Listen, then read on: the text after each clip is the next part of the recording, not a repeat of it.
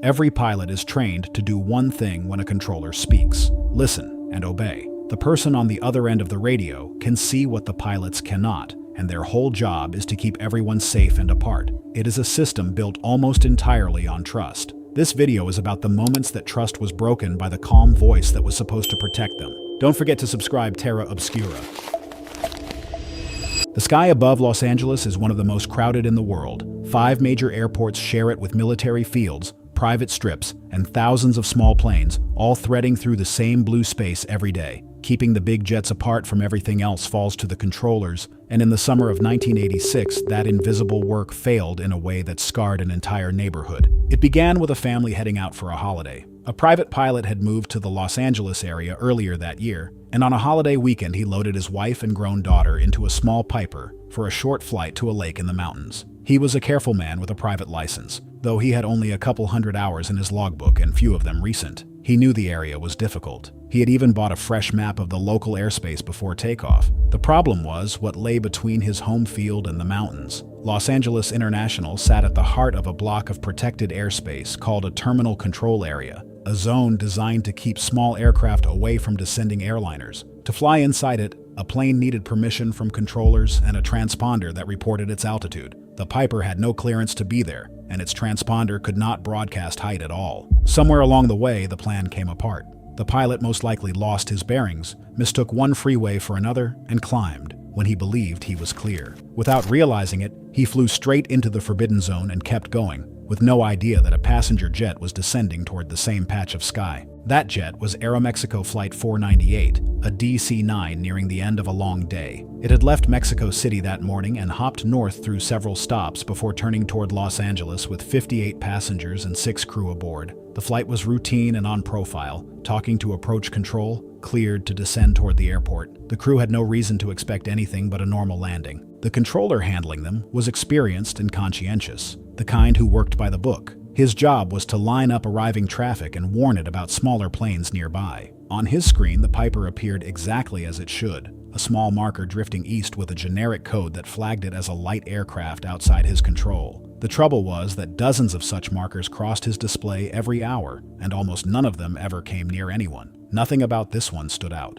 The system itself made the danger easy to miss. When 2 jets under control drifted toward each other, an alarm would sound at his station. But that warning only worked when both planes broadcast their altitude and the Piper could not. To a controller, a light plane like this was nearly invisible to the safety net, noticed only if he caught it by eye and judged it a threat. In the final minute, his attention was pulled away. Another small plane called in and turned out to have strayed into the protected zone without permission, and sorting that out occupied him during the exact window when he might have spotted the Piper closing on the airliner. He simply never saw it. Under a clear blue sky, neither crew saw the other either. Both aircraft were flying straight and level, on a course that gave almost no chance of a last-second glance. At about 6,600 feet over the suburb of Cerritos, the Piper struck the tail of the descending jet. Its body tore through the airliner's tail surfaces, while the jet's stabilizer cut through the small plane, killing everyone aboard it at once. With its tail gone, the DC-9 pitched over into a steep inverted dive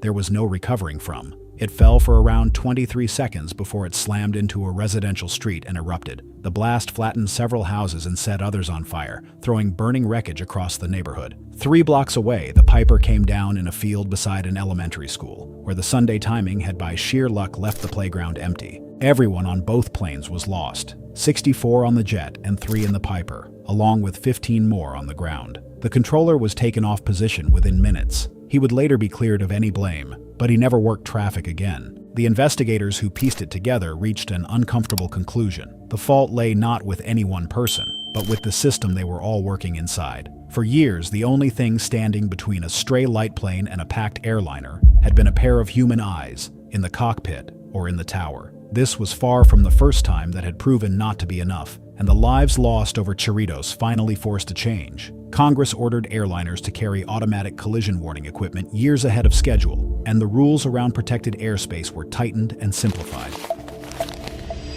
When a passenger jet vanished from radar over the Amazon, rescuers expected to find one crash. What they found was the wreckage of 2 planes that had touched in the sky, and against all odds, one of them had landed safely. Deep in the rainforest, Soldiers were already questioning the crew of a brand new business jet that had lost a piece of its wingtip at 37,000 feet. It was obvious what had happened. The hard part was understanding how two aircraft, flying opposite directions across a vast and nearly empty country, had ended up in the exact same sliver of sky. The business jet was a small Embraer, delivered to an American charter company that very day. Two American pilots had come to Brazil to fly it home, and this was its first real flight.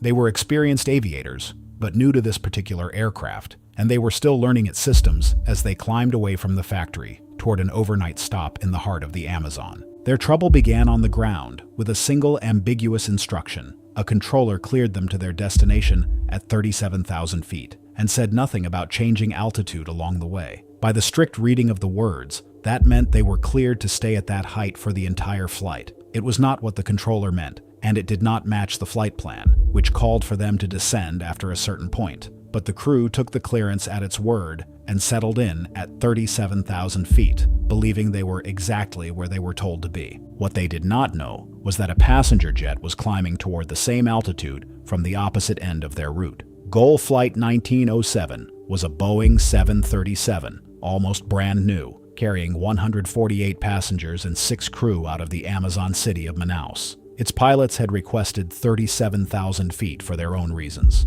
and been granted it. Neither crew had any idea that they were now aimed straight at each other along the same narrow airway. On the ground, the chance to catch the mistake slipped away one controller at a time. The jet should have been ordered down to a lower altitude after a waypoint near the capital, but the handoff between two control sectors happened early and the descent was never given. The next controller looked at his screen, saw a number suggesting the plane was already cleared lower, and assumed someone else had handled it. He was wrong, but he never checked. Then came the cruelest twist of all. Without warning, the business jet's transponder slipped into standby and stopped broadcasting. Nobody on the plane noticed, and nobody on the ground reacted. The change did more than hide the jet's altitude from the controllers. It silenced the one system that should have made the disaster impossible. Both aircraft carried collision avoidance equipment designed to detect a converging plane and shout a warning in time to escape. But that system only works when both transponders are talking to each other. The moment the Embraers went quiet, the airliner became invisible to the jet,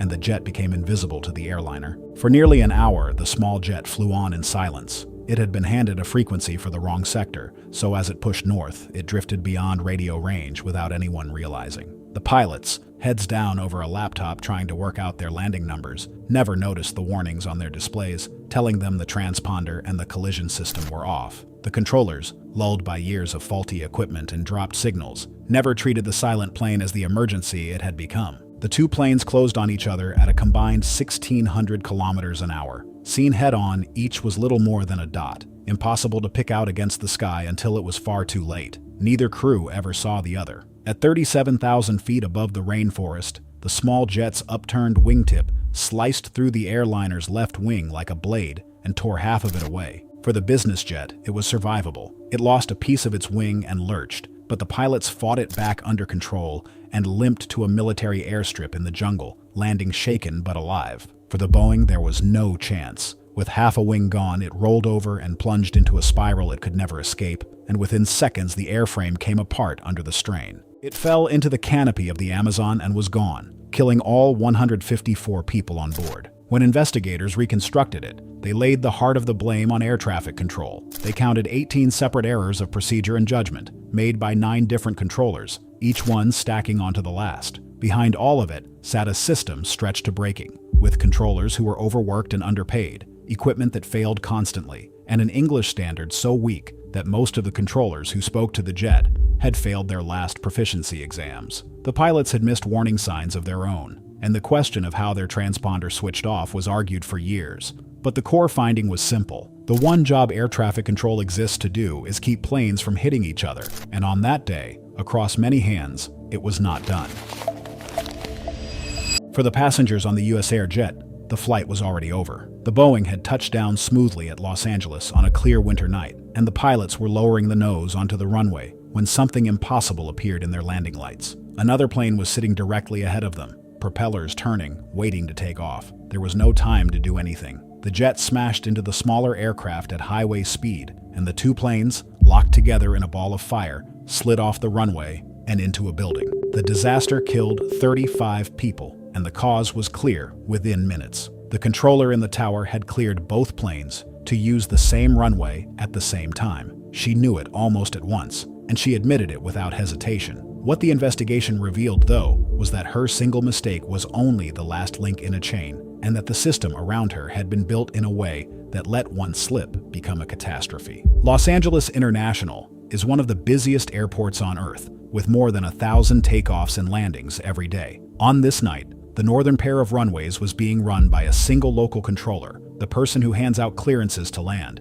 to take off, and to enter the runway. She was good at her job and took it seriously, but she was working alone, with no assistant beside her to share the load. The sequence began with a small commuter plane, a 19-seat turboprop bound for a town in the desert north of the city. It taxied up to the middle of the runway and was told to taxi into position and hold, meaning it should roll onto the runway and wait there for permission to depart. The controller intended to clear it for takeoff in a moment, as soon as another small plane had finished crossing the runway further down. But that other plane went quiet on the radio and vanished from her attention for more than a minute. That gap was where everything started to unravel. While she hunted for the missing aircraft, more planes kept calling, each one wanting to land, take off, or cross. Tasks piled up faster than she could clear them. By the time the lost plane finally came back on frequency, she was juggling more than any one person could comfortably hold in their head. And somewhere in all of it, she lost track of one crucial fact, that a commuter plane was still sitting out on the runway in the dark, waiting for the takeoff clearance she had never given. A short time later, she glanced out and saw a turboprop moving along the taxiway, roughly where the waiting plane had been.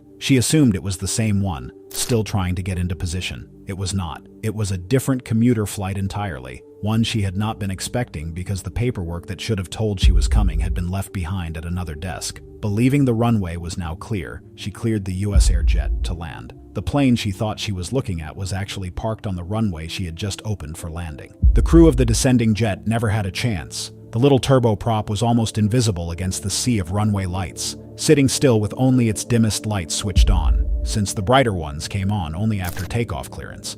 The jet's first officer said afterward that the runway had looked completely empty. The two planes came together, just as the jet's nose settled onto the ground. The impact crushed the small turboprop beneath the bigger jet and tore it apart, and its ruptured fuel tanks set off an immediate fire. Everyone aboard the commuter plane was lost. The burning wreckage skidded down the runway and slammed into an old fire station off to the side, killing the captain of the jet on impact. In the cabin, everyone had survived the crash itself, but thick black smoke filled the plane within seconds. And in the front, the floor lighting that should have guided people to the exits never came on. Many of those who died were found collapsed in the aisle, just short of a way out. When investigators dug into how it happened, they refused to lay it all on the controller. The deeper problem was the environment she had been placed in. She had no assistant to catch what she missed. The system for passing along the slips of paper that tracked each plane had been altered in a way that loaded extra memory work onto her instead of a colleague. The airport's ground radar, which might have shown the plane sitting on the runway,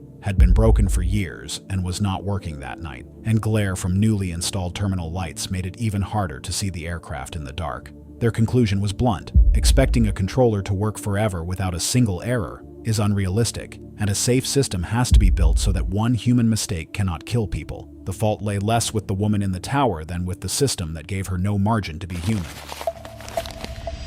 One small word, mangled by one absent sound, sent a perfectly good airliner curving into the side of a mountain and killed everyone on board. It happened at an airport already cursed by tragedy, in the same fog that had haunted it for years. The flight was a charter, carrying tourists from northern England to the island of Tenerife for a holiday in the sun. The aircraft was a Boeing jet, and in command was a seasoned captain who had flown to this airport dozens of times before. But he had always landed in one direction, with the wind off the ocean. On this day, the wind was backwards, forcing every arriving plane onto the airport's rarely used runway, approached from the other side. The captain had never landed that way in his life. The airport sat high on a saddle between mountains, and as so often happened there, thick fog had rolled across the peaks until the higher stations reported they could see nothing at all. Trouble started with speed. The jet was moving faster than usual and rapidly caught up to a slower turboprop, flying the same approach ahead of it. The controller, working without any radar and tracking every plane by hand on slips of paper, suddenly realized the two aircraft were getting too close. He needed to slow the jet down, but the airport had no holding pattern designed for this direction of approach because it was used so rarely. So he invented one on the spot and read it up to the crew. This is where everything came apart. The controller meant to describe a holding pattern with left-hand turns, and he intended to say, turns to the left. Instead, he left off a single letter and said, turn to the left. To the pilots, that no longer sounded like a description. It sounded like a direct order to turn left. The instruction they heard contradicted itself, telling them to fly toward the beacon on one heading while also turning the other way. And faced with something that made no sense, they grabbed the part that did and acted on it. They turned left, exactly as the word seemed to command, and flew off in the opposite direction from what the controller had pictured. Neither pilot was comfortable. They kept remarking to each other that the holding pattern felt strange, that it did not line up with the runway, that something was off about it. The unease was right there in the cockpit. But not once did they key the radio and ask the controller what he actually meant. They pressed on, assuming they would sort it out, drifting further from where anyone on the ground believed them to be. Then came the most dangerous step. The controller, certain the jet was safely inside his imaginary holding pattern, cleared it to descend to an altitude that would have been perfectly safe in that pattern. But the plane was not in that pattern. It was somewhere else entirely, headed straight toward a fog-covered mountain, and now it was descending below the height of the peak. On their charts, the area they had wandered into required an altitude nearly 3 times greater than the one they were given. No one knew. In the final moments, doubt finally caught up with the captain. He suddenly questioned whether the controller had said to fly inbound, toward the beacon, which would have meant he was going the wrong way. A second later, the ground proximity alarm screamed to life, shouting at them to pull up. The right response was simple and drilled into every pilot: to climb at full power immediately. Instead, the captain, convinced he was being steered toward high ground on his left, threw the plane into a hard right turn. It was the worst possible choice. The turn took them directly toward the summit and cost them 300 feet of precious height. His first officer, who had a better sense of where they were, suggested a different heading, but the captain did not listen. Seconds later, the jet struck the side of the mountain, less than 100 feet below the top. Everyone on board was lost. Had the crew simply climbed straight ahead when the alarm sounded, or even done nothing at all, they would have cleared the peak and sailed safely out over the sea. When investigators from 2 countries examined the wreckage, they fell into a bitter argument that never fully resolved. The Spanish side blamed the pilots for straying below a safe altitude. The British side pointed at the controller, whose single missing letter and made-up holding pattern had set the whole disaster in motion. Both had a point, but the deeper truth was the one nobody wanted to dwell on. This airport had no radar, no precision landing system, and a tricky approach with no proper procedures to fall back on, even after an earlier disaster had warned everyone what was at stake. In a place like that, with no safety net at all, the absence of one small letter was enough to send 146 people into a mountainside. By the time it came down, the airliner was completely silent. The engines had stopped, and the cabin lights had died, and the jet was simply falling through the darkness toward a quiet New York suburb, because there was nothing left in its tanks to keep it in the air. 73 people died on a hillside that night. The plane had not broken. They died because of a handful of words that were never spoken, and a piece of information that slipped through the cracks between one controller and the next. The flight was a long haul from Colombia, an old 4-engine jet carrying nearly 160 people on the last leg of its journey to New York. It arrived to find the whole region buried under a powerful winter storm. Fog and high winds had cut the big New York airport's capacity in half, and dozens of planes from across the country and across the ocean were all converging on it at once. The aircraft that could not land were stacked up in holding patterns, circling and waiting for a turn that kept being pushed back. The jet from Colombia was sent into one holding pattern, then another, then another. Each time the controllers told the crew to expect clearance in a few minutes, and each time that estimate quietly slipped away. The pilots waited patiently, going around in circles off the coast, while their fuel burned down. By the time they had been holding for more than an hour, they had used up not only their spare fuel, but the fuel they would have needed to fly anywhere else. This was the moment that mattered. The crew knew their situation was serious. They told a controller they needed priority, that they could only hold a few more minutes, that they were low on fuel. To the pilots, asking for priority felt like raising the alarm, but to the controllers, that word carried no special weight. There are exact words a pilot can say that force a controller to drop everything and clear the runway. Words like Mayday and emergency. The crew never used any of them, and so the people on the ground never grasped how close to disaster the flight really was. Then came the cruelest stroke of luck. At the very moment the first officer finally said the thing that mattered most, a controller in one facility was on the phone to another. handing the flight off. What the first officer said was that they could no longer reach an alternate airport and were nearly out of fuel. The two messages overlapped exactly, and that single crucial fact was simply lost. The controllers who took the flight believed it only needed a little extra attention, not that it was minutes from running dry. No one stopped to ask the obvious question. How much fuel do you actually have left?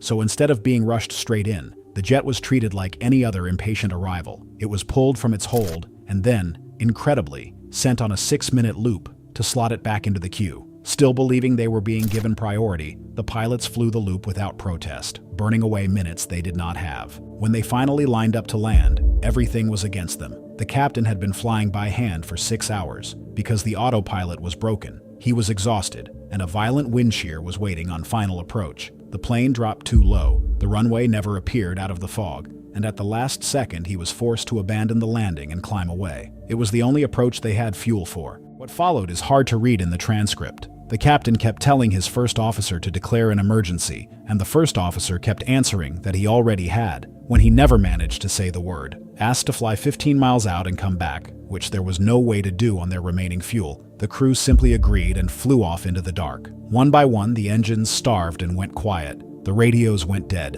and the silent jet glided down into the trees and slammed into a ravine on Long Island. Investigators found 7 gallons of fuel in the wreckage. The plane could have landed, and crews on either side of it did. The official cause centered on the crew, on a captain who never took firm command, and a first officer who could not bring himself to say the one word that mattered. But the controllers were part of the chain too. The system let far too many planes pile up over New York. The crucial message was lost in a rushed handoff no one slowed down to confirm. And when a foreign crew asked for priority, in shaky English, no controller ever stopped to ask if they meant they were about to fall out of the sky. 73 people died in the space between what one side said and what the other side heard.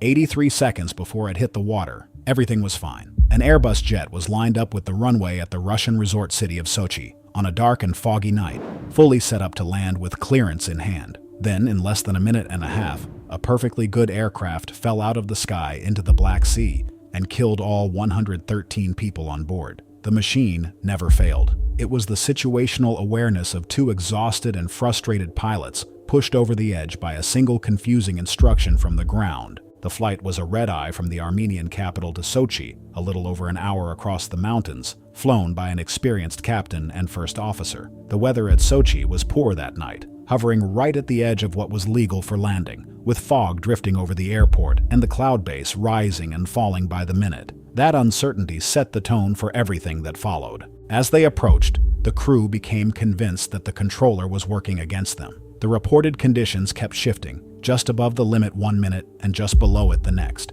Rather than recognizing this as fog moving across the field, the pilots took it personally. They began to treat the controller as an opponent in a negotiation, cursing him in the cockpit and trying to give him as few chances as possible to turn them away. They were tired, they were behind schedule, and they had decided they were going to land no matter what. Eventually the weather lifted just enough, and they were cleared to land. The jet was on course and on the glide path, gear down and flaps set, descending toward the runway. And then, at the worst possible moment, the conditions dropped again. The controller suddenly told them to stop descending, turn right and climb. This was the spark that lit everything. In most of the world, the decision to abandon a landing belongs to the captain. In Russia, the controller can order it, and this one did. Worse, he never used the standard words, "go around." He just gave a string of specific commands, turn right and climb, without naming the maneuver every pilot trains for. The crew had been cleared to land one moment and ordered to climb away the next, and the captain's mind never made the switch.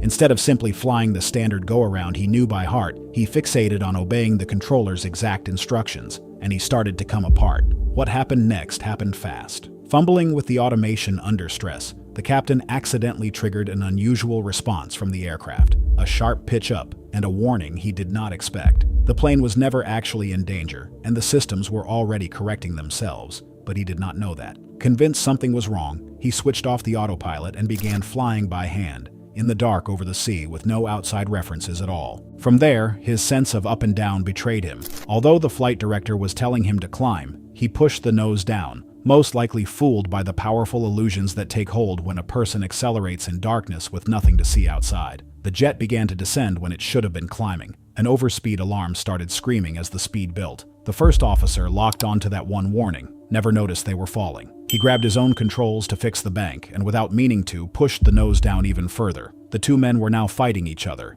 neither aware of what the other was doing, while the aircraft rolled and dived toward the water. A ground proximity warning finally blared, but the pilots were too tangled in panic and crossed inputs to save it. The Airbus hit the Black Sea nose first at high speed and broke apart, and everyone aboard was lost. Investigators recovered the recorders from the seabed and found nothing wrong with the airplane. It had done exactly what it was told. The heart of the disaster was human. Two pilots, tired and resentful, had walked into the night without the discipline to handle a surprise, and when the surprise came, they fell apart. But the controller played his part too. He had ordered an international flight to break off its landing, which under international rules was the captain's call. And instead of the simple words, "go around," he issued a string of piloting commands that helped knock an already fragile crew off balance at the one moment they could least afford it. Had he handled the flight differently, the pilots might have been forced to think for themselves, instead of blindly following an instruction that sent them spiraling into the sea.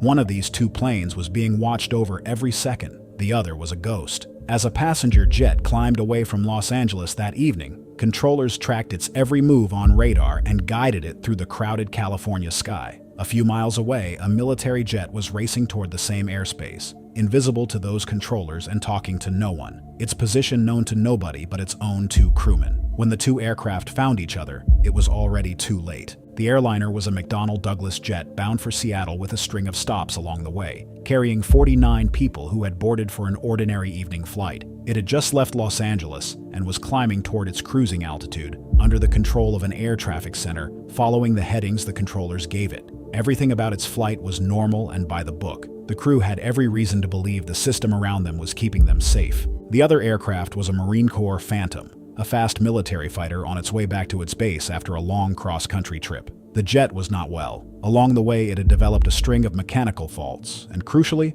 its transponder was dead. That single broken box was what made it a ghost. Without a working transponder, the fighter sent no signal to identify itself on a controller's screen, and it became nearly impossible for the civilian radar system to track. Unable to fix it, the crew had decided to press on at low altitude under visual flight rules, which meant they were responsible for spotting and avoiding other traffic with their own eyes. This was the heart of the danger. The military jet was never required to talk to the controllers handling the airliner, and with its transponder out, those controllers could not have warned anyone about it, even if they had wanted to. Two planes were converging in the same sky, one fully controlled and one completely unseen, and the system that was supposed to keep aircraft apart simply had no way to bridge the gap between them. The fighter's crew could have asked the civilian controllers for a radar advisory service, which might have helped, but they never did. So it came down to 4 pairs of eyes and the open sky. In the fighter, the radar officer was running his own radar, but it was so degraded that it showed him nothing in the air. The two jets closed on each other at tremendous speed, far faster than a human could comfortably react, in front of the airliner and tore its nose section clean off. What followed was as merciless as it was quick. The crippled airliner fell out of the sky and came down in a steep, wooded canyon in the San Gabriel Mountains, and all 49 people on board were lost. The Phantom began tumbling wildly through the air, out of control. Its radar officer managed to eject and came down under his parachute unhurt, but the pilot never got out, and he died in the crash. Investigators later noted that just 10 more feet of clearance would have been enough for the two planes to miss each other entirely. When the accident was examined, the conclusion was not about a single mistake by a single person. The official cause was that neither crew managed to see and avoid the other, while acknowledging that they had almost no realistic chance to do so. The air traffic system of the day allowed controlled airliners and uncontrolled military jets to share the same crowded sky with nothing reliable to keep them apart. The fault did not lie with one controller in one tower, but with a system that could watch one plane like a hawk while remaining completely blind to the one about to hit it. The United States government was later held partly responsible for those failures in air traffic control, and the disaster pushed the military to keep its planes away from civilian airways and to start talking to civilian controllers. It took 49 lives to expose a gap that had been hiding in plain sight. We almost never think about the people in the tower. When a flight ends safely, the passengers thank the pilots. They remember the crew, and they walk off the plane without a single thought for the voice that guided them down through the dark. That voice belongs to someone sitting in a room they will never see, watching dots move across a screen, holding hundreds of lives in their hands at once. In this video, that person is finally the one we have been watching, and what we found was not a collection of villains. Look back across these 7 disasters, and a pattern emerges that is uncomfortable to sit with. In most of them, there was no reckless controller, no cruel intent, no moment of carelessness from someone who did not care. There were ordinary people doing one of the hardest jobs in the world, who made a small mistake, or said a word slightly wrong, or looked away at exactly the wrong second. A single missing letter, one plane forgotten on a runway, a message lost in the gap between 2 voices. The errors themselves were tiny. What made them deadly was everything standing behind them. Again and again,